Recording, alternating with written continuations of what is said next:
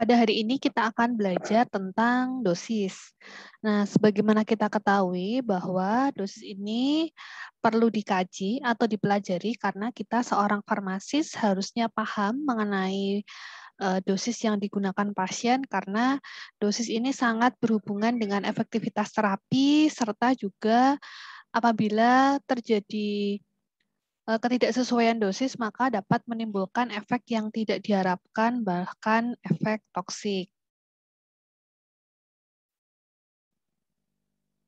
Nah, dosis itu sendiri merupakan jumlah obat yang dipergunakan atau diberikan kepada seseorang pasien yang tujuannya adalah untuk memperoleh efek terapi yang diharapkannya.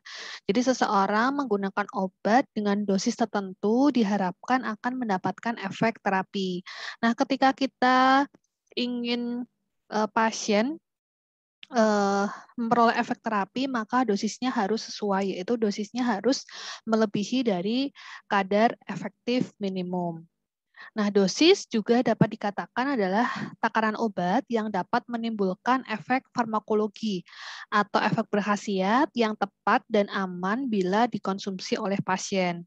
Nah, untuk penggunaan obat yang tidak sesuai dengan dosis, tentu nantinya akan dapat memberikan efek yang tidak diharapkan bagi pasien dan itu seharusnya dihindari sehingga ketika kita mendapatkan resep suatu obat maka kita juga harus menelaah dosisnya apakah sesuai dengan dosis yang sesuai dengan kondisi pasien tersebut atau tidak. Nah, menurut Farmakope Indonesia edisi 3, macam-macam dosis dibedakan menjadi dosis maksimum, yaitu merupakan dosis maksimum dewasa untuk pemakaian melalui mulut, injeksi subkutis atau subkutan, dan juga melalui pemberian secara rektal. Nah, sedangkan untuk dosis lazim merupakan petunjuk yang tidak mengikat, tetapi dapat digunakan sebagai pedoman umum. Nah, biasanya dalam pengobatan yang digunakan ini adalah dosis lazimnya. Nah, untuk dosis maksimum, yaitu penyerahan obat dengan dosis yang melebihi dosis maksimum ini dapat dilakukan jika di belakang jumlah obat yang bersangkutan pada resep dibubuhi tanda seru atau paraf dokter penulis resep. Nah, misalkan untuk kasus pada kondisi tertentu, dengan berbagai pertimbangan, dosis menuliskan dalam resep adalah dosis maksimum, maka ya obat tersebut bisa diberikan, tetapi harus dengan penandaan pada resep yang disertai dengan tanda seru dan paraf dari dokter, sehingga nantinya apoteker akan tahu bahwa dosis yang diberikan itu adalah dosis maksimum, sehingga nantinya perlu informasi pada pasien terkait dengan penggunaannya. Sedangkan menurut Kemendikbud, macam-macam dosis dibedakan menjadi dosis maksimum, yaitu merupakan takaran dosis tertinggi yang masih boleh diberikan kepada pasien dan tidak menimbulkan keracunan atau efek samping yang tinggi. Sedangkan untuk dosis lazim, merupakan dosis yang diberikan berdasarkan petunjuk umum pengobatan yang biasa digunakan, bersifat tidak mengikat, ukuran dosisnya di antara dosis maksimum dan dosis obat minimum.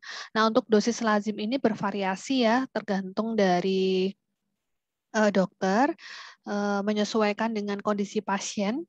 Nah, tetapi untuk dosis lazim ini memang nilainya tidak mutlak, bisa bervariasi karena dosis yang diberikan ini melebihi dari dosis minimum dan kurang dari dosis maksimum, sehingga rentang dosis yang diberikan ini bisa lebih luas. Kemudian untuk macam-macam dosis, terdapat dosis terapi, yaitu dosis obat yang diberikan dalam takaran tertentu yang dapat memberikan efek yang diharapkan.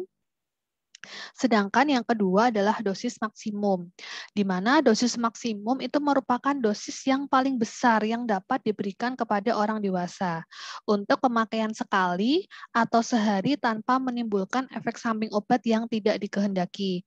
Sehingga untuk seseorang ini tidak boleh mengkonsumsi obat melebihi dari dosis maksimum, karena dosis maksimum itu merupakan dosis tertinggi yang bisa diberikan kepada pasien untuk mengatasi penyakit. Sedangkan kalau untuk dosis terapi, nilainya ini adalah di bawah dari dosis maksimum.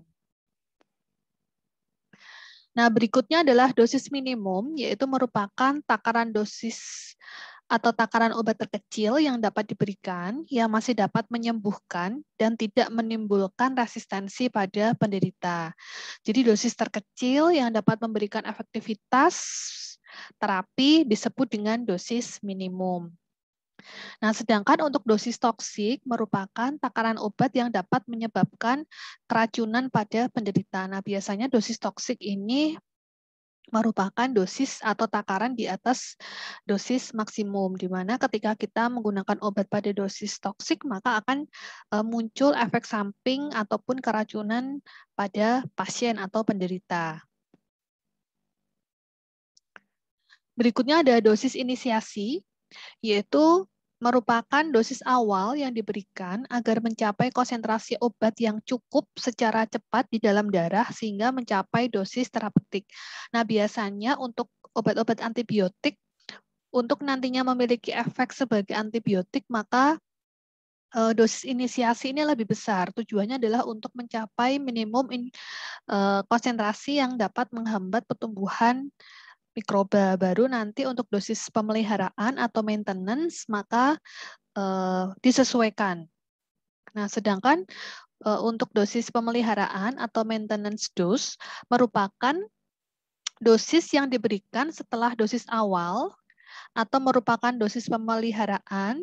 Jadi dosis akan diturunkan secara perlahan hingga mencapai dosis terapeutik. Nah, untuk dosis pemeliharaan ini biasanya dosisnya lebih kecil dibandingkan dengan dosis inisiasi karena tujuannya adalah untuk menjaga kadar obat dalam darah ini berada di atas kadar hambat minimum atau MIC. Berikutnya terdapat istilah dosis letalis, yaitu merupakan takaran obat dalam keadaan biasa dapat menyebabkan kematian pada penderita.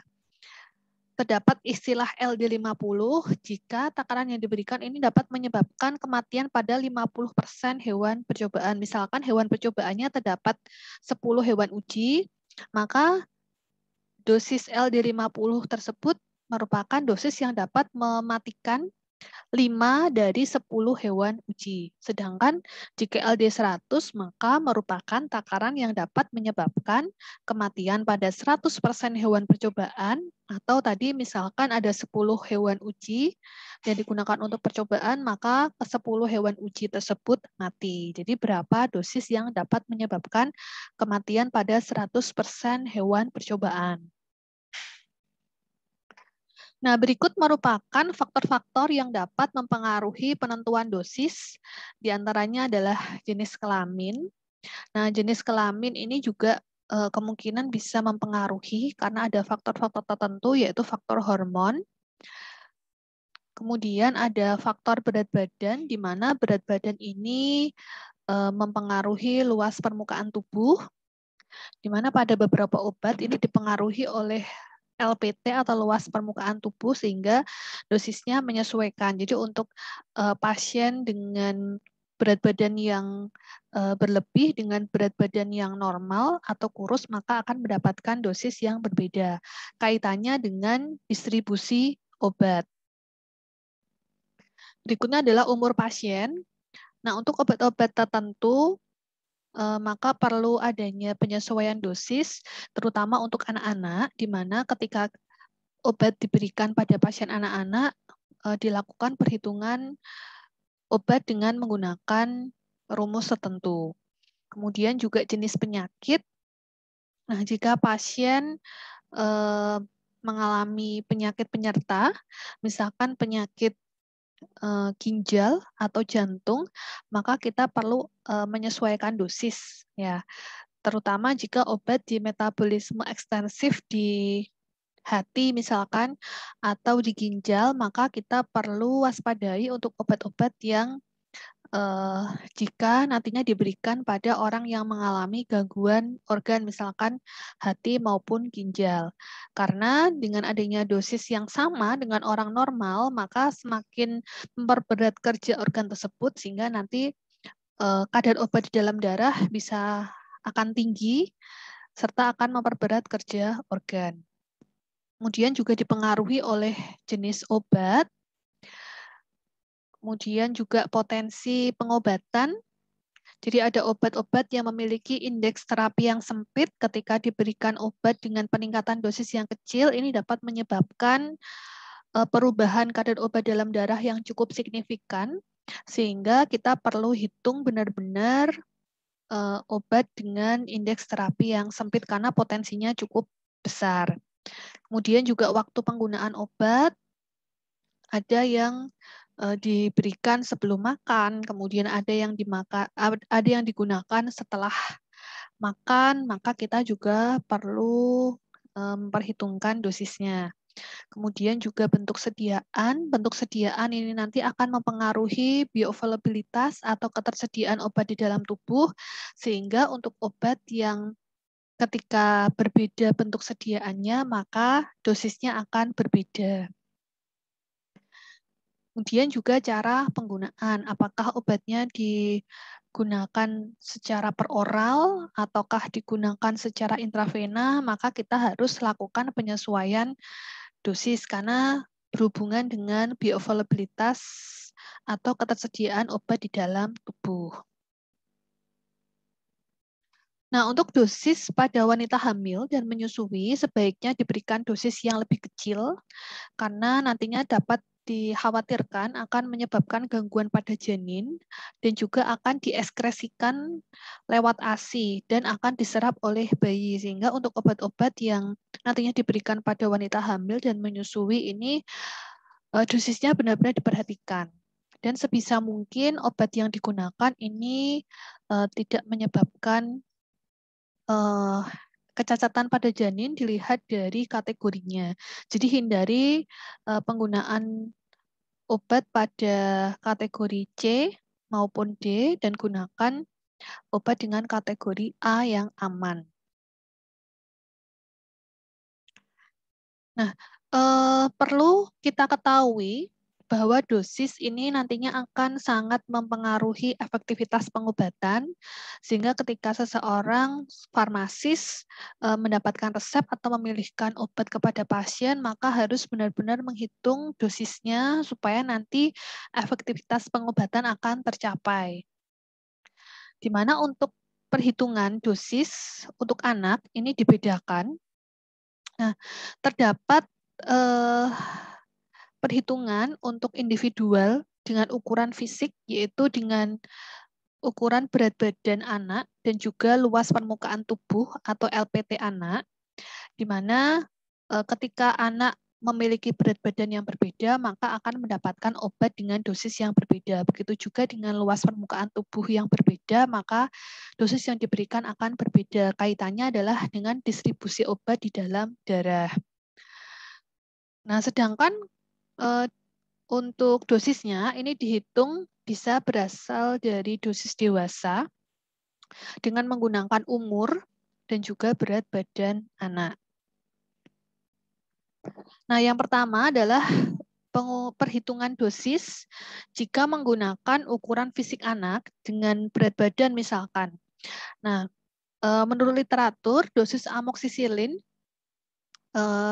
dosisnya sebesar 25 mg per kilogram berat badan per hari dan diberikan dalam dosis terbagi 3-4 kali. Nah, untuk dosis pada anak usia 2 tahun dengan berat badan 10 kg, maka kita bisa langsung menghitung atau pengkalikan karena dosisnya adalah berdasarkan berat badan. Jika berat badannya 10 kg, maka kita tinggal mengkalikan 10 dikali 25.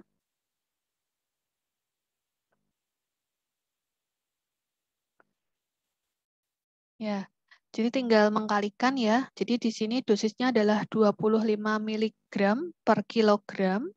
Maka di sini adalah bobotnya 10 kg dikali 25 mg. Sehingga dosis yang diberikan pada anak dengan usia 2 tahun 10 kilo adalah 250 mg per hari. Per hari ya. Nah, sedangkan untuk 1 kali minum, karena di sini dosisnya adalah 3-4 kali, maka bisa kita sesuaikan apakah mau diminum 3 kali sehari, maka dosisnya dibagi 3, sehingga didapatkan 83,3 mg. Sedangkan jika diberikan 4 kali sehari, maka 250 ini dibagi 4, hasilnya adalah 62,5 mg.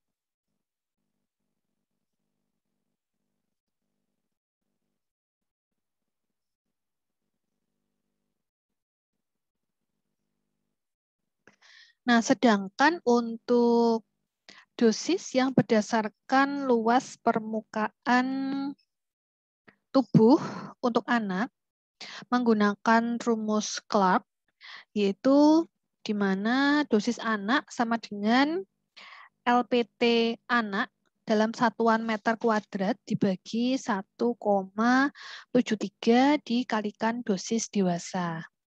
Nah, jadi memang kalau untuk perhitungan LPT anak ini memang harus dihitung terlebih dahulu ya. Dan pembandingnya adalah dosis dewasa.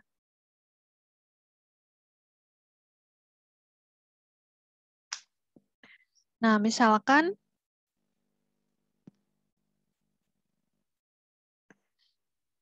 ada contoh perhitungan dosis dengan LPT anak, di mana dosis pemeliharaan methotrexate untuk terapi rheumatoid arthritis sebesar 15 mg per meter kuadrat LPT per minggu. Nah, untuk dosis anak dengan LPT 1,2 meter kuadrat, jadi luas permukaan tubuhnya adalah 1,2 meter kuadrat, dengan memasukkan ke dalam rumus dosis anak sama dengan 1,2,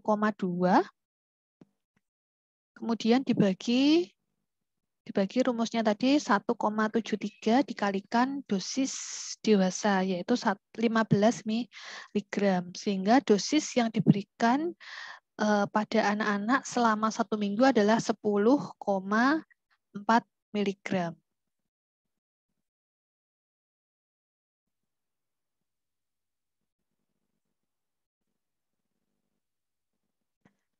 Nah, berikutnya terdapat rumus perhitungan berdasarkan dari dosis dewasa, yaitu terdapat rumus Young dan rumus Dilling. Perbedaannya adalah usia anak. Nah, bahwa untuk orang dewasa, di mana yang dimaksud adalah memiliki usia lebih dari 20 tahun, sehingga kurang dari 20 tahun ini dianggap sebagai anak-anak. Nah, bagaimana kita harus menghitung takaran tertinggi untuk anak-anak?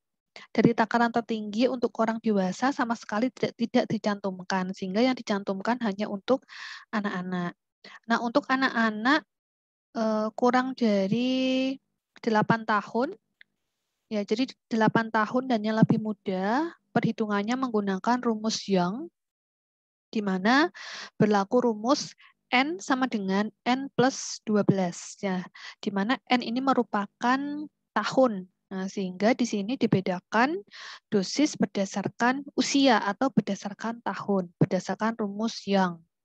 Nah, jika usia pasien lebih dari 8 tahun dan kurang dari 20 tahun, maka menggunakan rumus Dilling, di mana tadi sudah disampaikan bahwa dikatakan anak-anak jika usianya kurang dari 20 tahun. Jadi sekurang-kurangnya 20 tahun untuk dikatakan sebagai dewasa, sehingga kurang dari 20 tahun ini masih dikategorikan dengan rumus anak-anak atau menggunakan rumus Dilling, di mana rumusnya adalah N per 20 dikalikan dosis dewasa, di mana N itu merupakan satuan tahun. Nah, jika anak berusia 9 tahun, maka perhitungan menggunakan rumus Dilling, 9 dibagi 20 dikalikan dosis dewasa.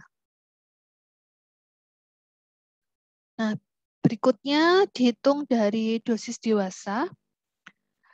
Nah, jika usianya dalam satuan bulan, maka menggunakan rumus Fried, di mana rumus Fried ini untuk anak dalam usia bulan.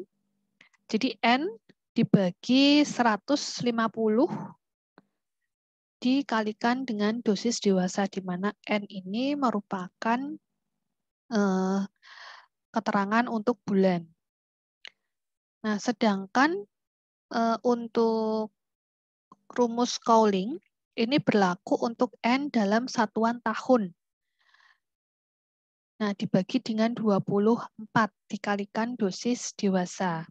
Nah, N merupakan umur dalam tahun, digenapkan ke atas, misalkan 1 tahun 1 bulan, maka digenapkan menjadi 2 tahun, dikalikan dengan dosis dewasa.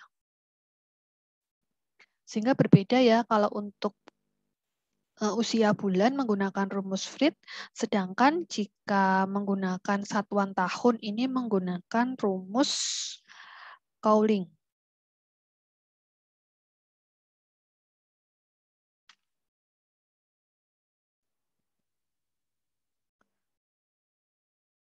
Nah, terdapat juga rumus Bastedo menggunakan berdasarkan umur, di mana rumus Bastedo dengan rumus N dalam satuan tahun dibagi 30 dikalikan dengan dosis dewasa. Nah, jadi dosis ini untuk dosis dewasa.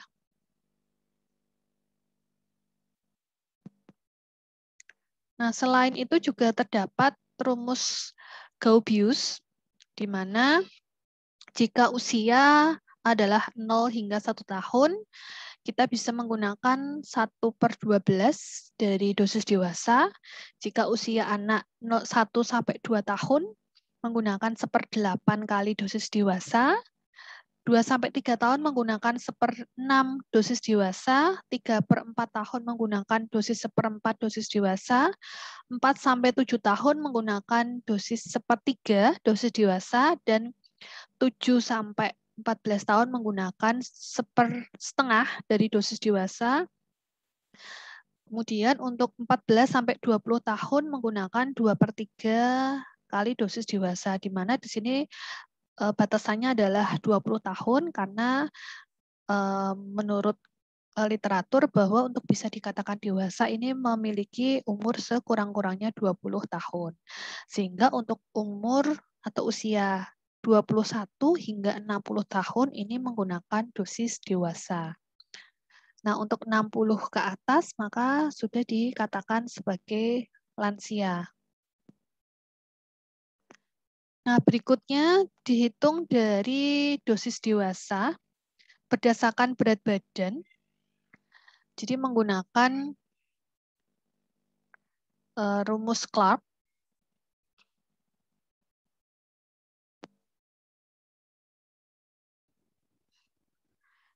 Nah, untuk rumus Clark, ini merupakan rumus dari negara Amerika, di mana dosis dihitung dari berat badan, satuannya adalah pon, di mana 1 kilo sebesar 2,2 pon, dibagi 150 dikalikan dengan dosis dewasa. Kemudian juga ada rumus Teremich-Veer dari Jerman, di mana untuk menghitung dosis kita bisa menggunakan bobot anak dalam satuan kilogram, dibagi 70 kalikan dosis dewasa. Dan terdapat rumus Black yang berasal dari Belanda, di mana bobot badan anak dalam satuan kilogram dibagi 62 dikalikan dengan dosis dewasa.